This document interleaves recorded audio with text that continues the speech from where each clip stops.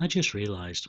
Yeah, quiet chap, scraggly beard, preaching a mantra of wouldn't it be nice to be nice to people? And financial services in place of being nice, not necessarily a good thing. And wouldn't it be really nice if the poor people had enough to eat? And here's a way we're going to do it. Considered a threat by those on all sides to their nice cosy status quo. We've seen all of this before. Granted, I don't expect this time round 2 loaves and 5 fishes will feed the starving, but even so, although granted that's what you get in a food package these days. Heck, he's even got the same initials. Jeremy Corbyn is the second coming of the other JC. So if we follow this one down, well, he's got senior clergy on his front bench, or should I say apostles. Heck, as his right-hand person is an abbot. Let's go further. The original JC was dumbed down by the scribes. Now, these were the religious scholars who wrote down the received wisdom. In the modern era, well, it's the Mail, the Sun, and the Express. Yes, still got the second coming. Let's keep going. Let's keep going. Now, there's no Pontius Pilate on the opposite side that we can see, but they do have one person who is doing what he thinks is the right thing, and he's doing it for absolutely the wrong reasons. But it's a DD.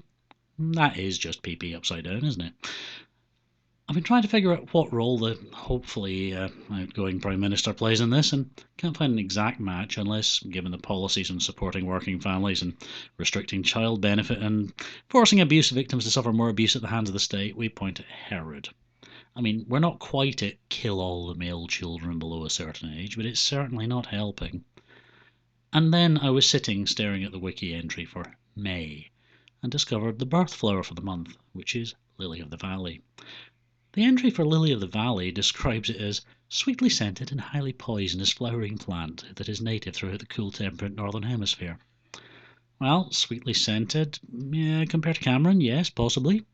Highly toxic, oh yes. And Oxfordshire, well, that's definitely the northern hemisphere. So, the way this goes would seem to be that at some point in the next 2 weeks, Corbyn is going to run a shadow cabinet meeting where he's going to show, at some point, an overt act of affection to one of his shadow ministers, who is then going to have turned out to have sold a story of outrage to the Daily Mail the previous morning, which will appear on the website during the cabinet meeting. This is going to effectively torpedo Corbyn and Labour's chance of winning anything that looks like a victory at this election. And then the shadow minister is going to be appointed an OBE at the next honours. I mean, going for gold here would have been a peerage, but an OBE is effectively a few pieces of silver, yes? After this, well, going forward, Corbyn will have lost his parliamentary seat and will spend the rest of his life doing good deeds in the community and generally being unrecognised until his unfortunate death. And then, well, then, if you roll on 10 years, well, then you'll discover, well, Corbyn's ideas will have flourished. The young Labour voters and the too young to vote from the 2017 election will be adults and will be active. His mantra will have spread, and the people who followed it and were most bitter about his downfall are well into politics themselves by now. And they will have spread the word to those younger than them about this man who thought, well, it'd be nice if people didn't starve, and maybe it'd be nice if people don't hate each other because somebody on TV told them it might be the way to go. And this will be the generation who are now voting in huge numbers. They'll set up their own political party because by now Labour will be a thoroughly spent force. It had its time, but has managed to repeatedly shoot itself in the foot and has finally died. They will form the party of Corbyn, and it will rise. Slowly at first, taking seats traditionally held by Labour and then by the Lib Dems, who by that time will have become but a single MP representing Midsummer Parva, whose time does not move on, and John Nettles will still be solving the number of murders more than the sum total of everyone who ever actually lived in an English hamlet, or indeed most cities.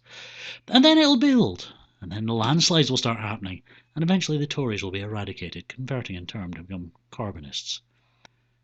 And then there will be schisms in the party of Corbyn, first in the lands to the north, where they will argue that he must have worn a Damart thermal vest, that is, rather than the orthodox string vest, because no person so all-knowing, so good, could possibly have tolerated the temperatures without, and this will lead to a final confrontation in the town of Coldstream, where the northern Corbynists and the orthodox string vest Corbynists will settle the schism in the only way possible.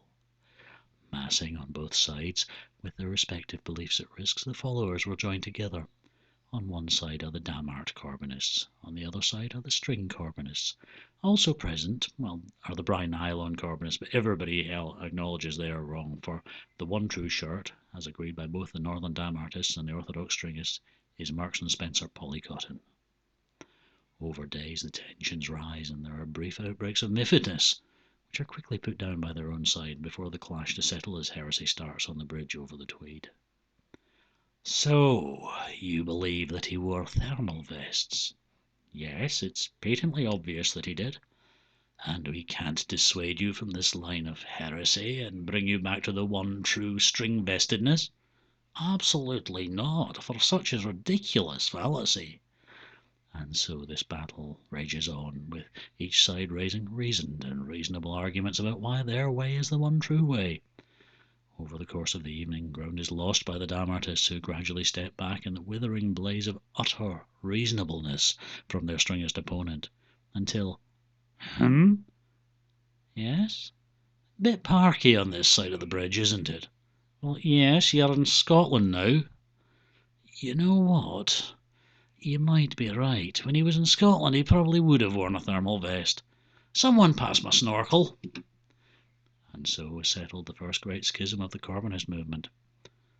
Over time, other offsprings occurred, including the Great Corbynist Reformation, where the authority of the High Minister of the Hair Shirt was challenged by many, leading to Reform Corbynism, where it was believed that Corbyn could not possibly have been a single man, but was instead a concept, a thought which was created at one point to tie together a number of other people's actions and beliefs into one ideal, using the Corbyn as a representation, where orthodox Corbynism held that he was indeed but one man, humble and good, but with his flaws, who held out hope at a time when it was needed, before being stricken by dissension in his followers, leaving only an abbot as a true believer, who then went on over the next several decades to convert millions, or maybe thousands, we're not sure, of followers to form the party of Corbyn as it is seen today.